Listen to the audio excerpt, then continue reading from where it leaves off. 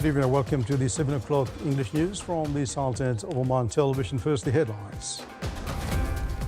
On behalf of His Majesty Sultan Haitham bin Tariq, His Highness Said Fatih bin Fahad Al Said bids farewell to the Ambassador of France and Brazil.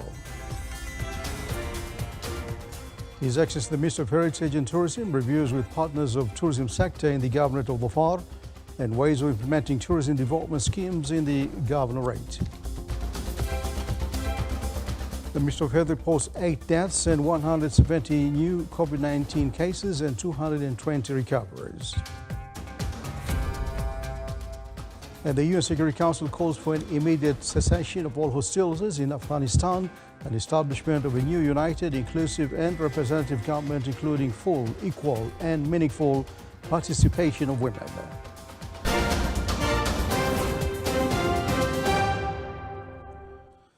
Those are the headlines, and now the news in detail.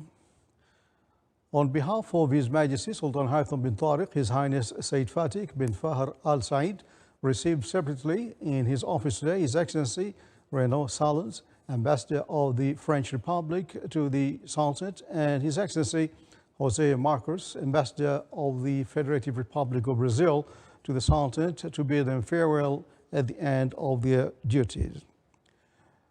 During the meetings, the two ambassadors expressed their thanks to His Majesty the Sultan for the support extended to them during their duties in the Sultanate from His Majesty, the government and the Omani people, which had enabled them to carry out their tasks. They wished His Majesty good health, happiness and long life in the Sultanate, further progress and growth under the wise leadership of His Majesty. On his turn, Said Fatih expressed his utmost thanks to the ambassadors for the efforts they exerted in the serving the relations between their countries and the Sultanate, wishing them success in their future assignments and the friendly people of their respective countries, further progress and prosperity.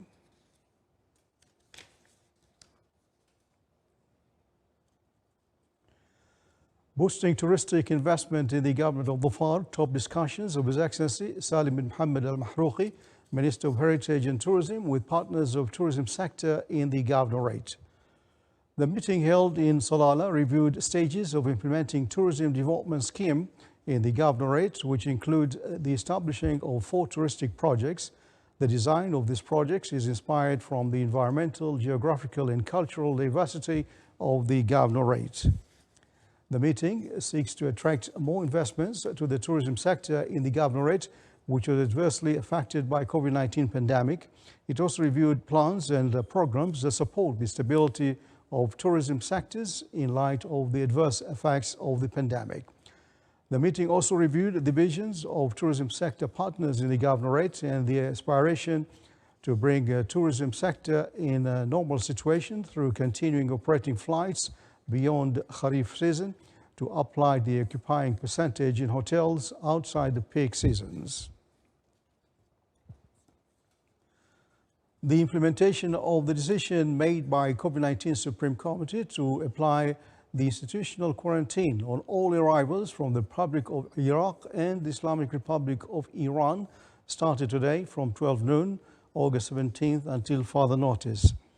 The statement from the civil aviation authorities, the decision includes Omani citizens arriving from the 2 mentioned countries and arrivals from any other country if they have passed through any of the aforementioned 2 countries during the previous 14 days preceding with their request to enter the Sultanate. As many as 173 new cases of coronavirus COVID-19 were registered in the Sultanate during the past 24 hours, in addition to 8 new COVID-19 related death cases. This brings the total number of positive COVID-19 cases to 300,581 in the Sultanate. The total number related death cases reached 4,007. The ministry added that 220 new cases have recovered, bringing the total number to 288,922 recoveries. The minister also pointed out that 24 cases were hospitalized over the past 24 hours, as the total number of current hospitalized COVID-19 infected patients stand at 239, of them 98 are intensive care units.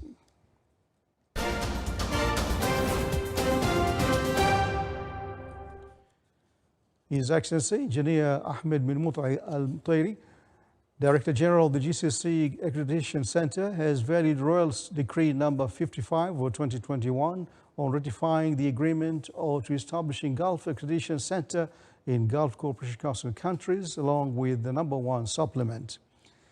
His Excellency affirmed to Oman News Agency that the center is working in cooperation with related institutions on initiating the accreditation activities to ensure infrastructure quality and to reflect the 2040 vision of the Sultanate through supporting the role of the private sector, easing trade exchange between GCC countries, enhancing the quality of the national industry and its access to global markets, supporting small and medium enterprises in the field of quality, as well as empowering qualified human resources in order to reduce the numbers of job seekers.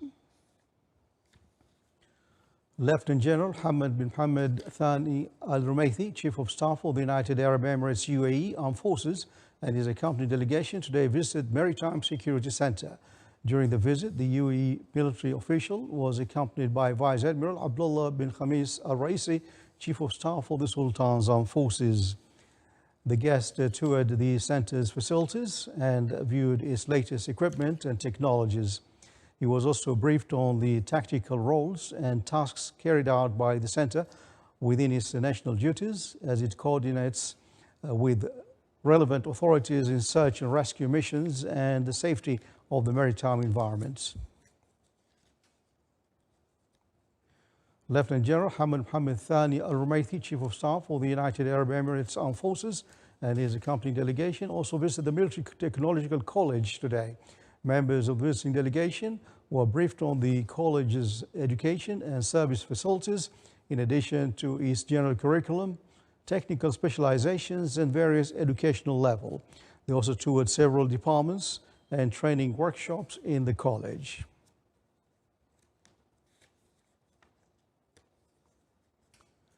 The Tax Authority started its initial virtual session on value-added tax VAT. The session aims to shed light on value-added tax on mechanisms of its application, besides achieving social awareness regarding the legal aspects of the tax application, so as to ensure the rights of the consumer and traders. The first session will focus on VAT application and ways of tax returns, which will be broadcasted through the official social media and platforms of the authority. Meanwhile, the second and third sessions will highlight the mechanisms of calculation of VAT, bills and tax records. It's worth mentioning that the Tax Authority started the application of VAT on the 16th of July 2021. The fishing port of Daba in the governorate of Sandam is rated as the second largest fishing port in the Sultanate after Duqm fishing port. The foremost harbour at the national level that deals with the fishing sector as well as the commercial and tourism sector. It's a key hub in attracting investments, boosting economic activity in the governorate of Sandam and promoting the national economy. Steps are underway to expand and develop the port of Daba through the construction of piers for fishing, business and tourism activities. These include one set up at a cost of 40 million Omani Riyals for express ferries and the security sector. After the completion of expansion works by December 14, 2023, the area of the port will grow from 97,000 square meters to 779,000 square meters. The hub will provide enough open space to meet the expectations of local and foreign investors. Following a major contract award in August 2020, Fahood Oil Services and Energy, FOS Energy, has successfully completed its first well test at Block 61 with zero flaring. The contract was previously held by a large international service provider. Its award to FOS Energy underlines BP's commitment to generating in-country value, ICV, across the Sultanate. FOS Energy will support the provision of well testing and clean-out services at Block 61 for the next 5 years, testing around 50 wells over the duration of the contract. BP is committed to supporting the sustainable development of Oman's economy and society through encouraging the development of Omani skills and capabilities and generating employment and training opportunities. In 2020, BP spent $610 million with Omani registered companies, 90% of its total spending, $28.6 million with small and medium enterprises, either through direct contract awards or through third-party contracting services. During the first half of 2021, ROP Coast Guard have dealt with a number of reports of coastal drowning accidents. The governorates of Muscat and South Sharqiya have recorded the highest numbers of accidents among the coastal governorates of the Sultanate, with 2 accidents each, followed by Dhofar and north of Al-Batna with 1 accident. The ROP Coast Guard said that the reasons behind drowning accidents are lack of awareness regarding sea risks and practicing exercises like swimming during turbulent weather.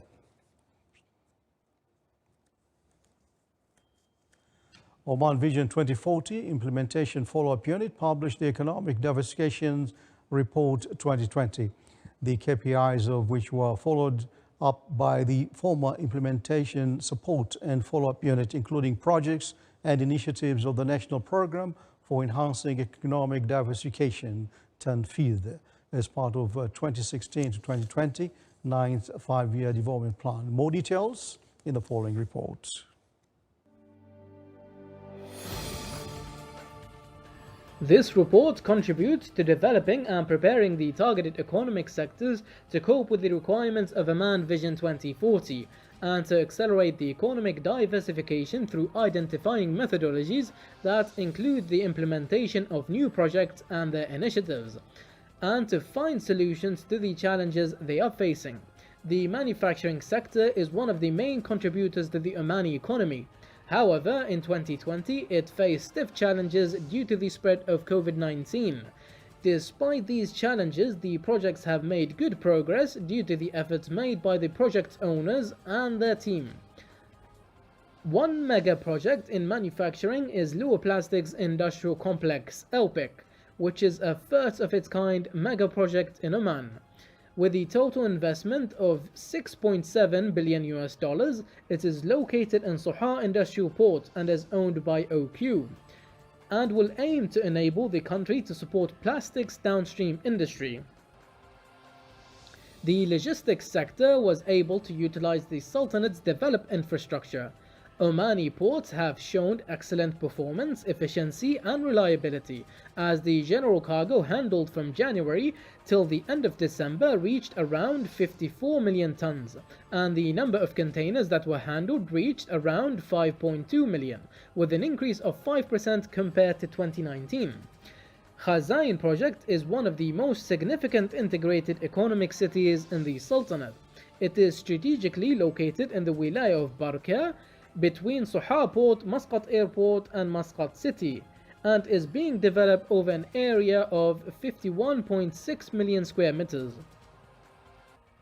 The Sultanate also seeks to diversify its energy resources through the implementation of several alternative energy projects and improving their capacity. This is in order to meet the increasing demand for electricity. Therefore, the renewable energy resources contributed to the energy sector has reached a range of 20% and will aim to contribute between 35 and 39% of the total power generation in the years 2030 and 2040 respectively. Consequently, the total investment in the renewable energy sector will increase gradually in the coming years to support the shift in this energy mix, as per the target of Oman Vision 2040. Erbri's independent power plant is another example and is considered as one of the sector's mega project. It is set to deliver a peak generation capacity of 500 megawatt, which will be enough to supply an estimated 33,000 houses with electricity and is enough to offset around 340,000 tons of CO2 emission per year. The mining sector in Oman has great potential in diversifying the national economy, The wide range of minerals in the country creates significant opportunities for investors. Consequently, bringing more investment will help increase the national income, export, and job opportunities for Omanis. All entities have utilized technology as an asset and tool to solve challenges that may arise in the work environment due to the pandemic. As the pandemic has shown us the importance of digitalization usage in all kinds of services. SMEs played a key role in managing the situation through providing several applications to deliver groceries, goods, and restaurant orders. In addition, technology companies benefited the most from the pandemic, especially the ones providing services that can be utilized while working from home and applying social distancing, like digital broadcast, video calls, and video conferences. Moreover, the pandemic encouraged the entities to accelerate the pace of work in these projects, as commercial entities and individuals were allowed to provide video conferencing services, which increased the efficiency of working from home. Muhammad bin Saif al-Busaidi, Muscat.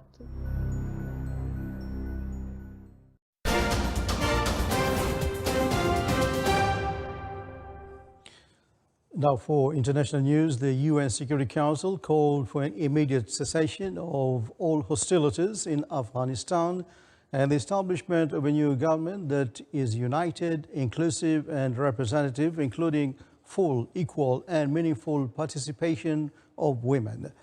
The members of the Security Council say that institutional continuity and adherence to Afghanistan's international obligations, as well as the safety and security of all Afghans and international citizens, must be ensured.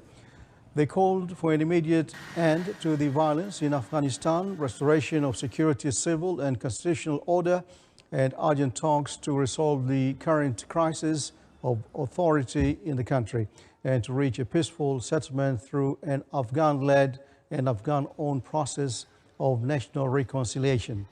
Meanwhile, a Taliban official has announced a general amnesty for all in Afghanistan and urged women to join its government. Amanullah Sulghani, a member of the Taliban's Cultural Commission, made the comments today on Afghan state television, which the militants now control.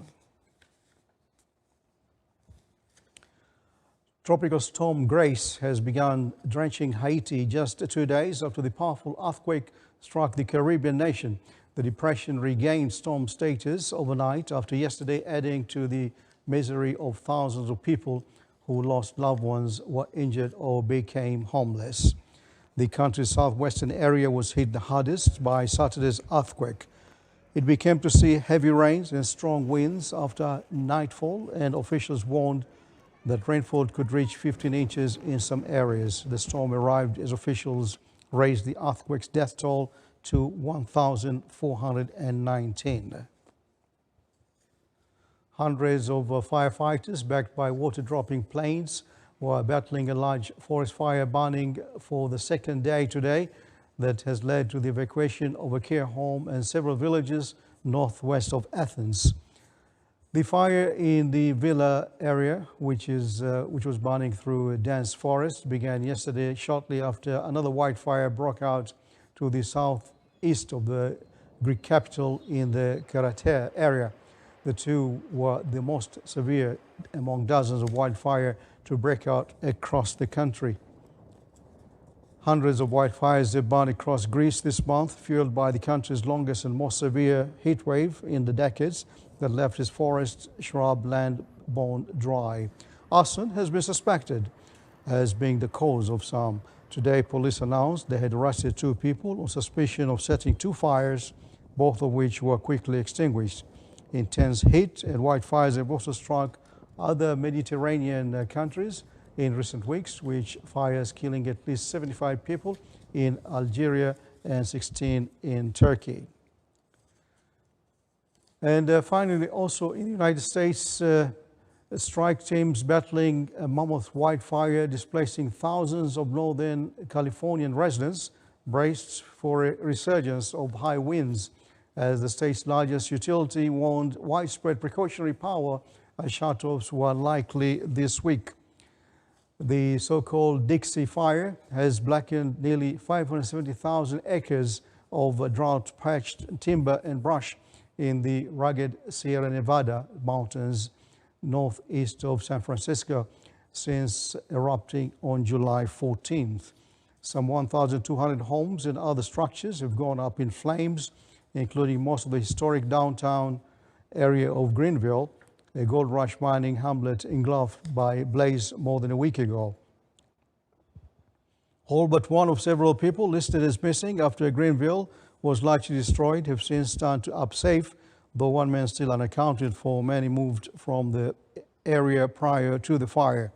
The Dixie ranks as the second largest California wildfire on record, surpassed only a million-acre plus August complex fire of 2020. This is the Sultan of Oman Television. Before tonight's bulletin, here are the main points once again. On behalf of His Majesty Sultan Haitham bin Tariq, His Highness Said Fatih bin Fahar Al Said bids farewell to the ambassadors of France and Brazil. His Excellency the Minister of Heritage and Tourism reviews with partners of tourism sector in the Government of the FAR and ways of implementing tourism development schemes in the governorate. The Ministry of Health reports 8 deaths and 173 new COVID-19 cases and 220 recoveries. And the UN Security Council calls for an immediate cessation of all hostilities in Afghanistan, establishment of a new united, inclusive and representative government, including full, equal and meaningful participation of women. With that, we come to the end of tonight's news bulletin from all of us here in the newsroom and the studios. Good night.